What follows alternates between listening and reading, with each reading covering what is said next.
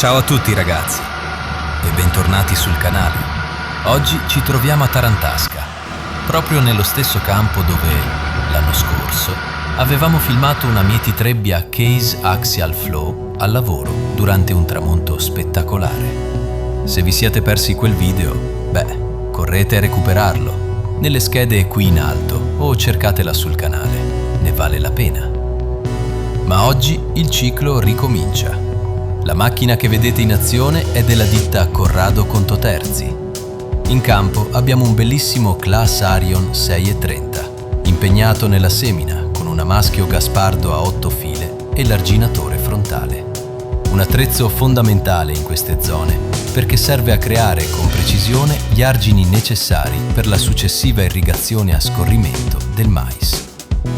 Non perdiamo altro tempo, si parte. Buona visione!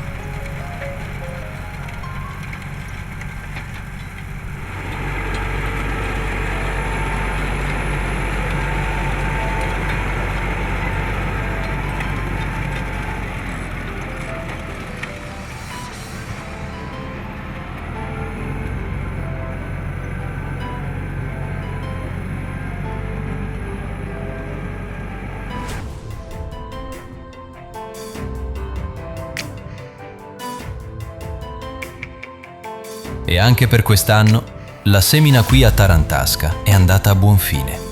È stato un piacere mostrarvi il Claas Arion 630 della ditta Corrado Conto Terzi all'opera.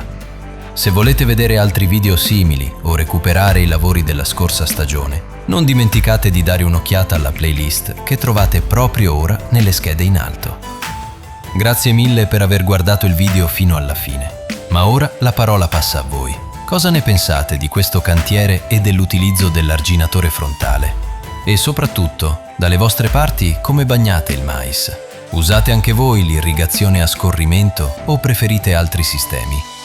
Fatemelo sapere nei commenti e interagite con il video lasciando un like e iscrivendovi al canale.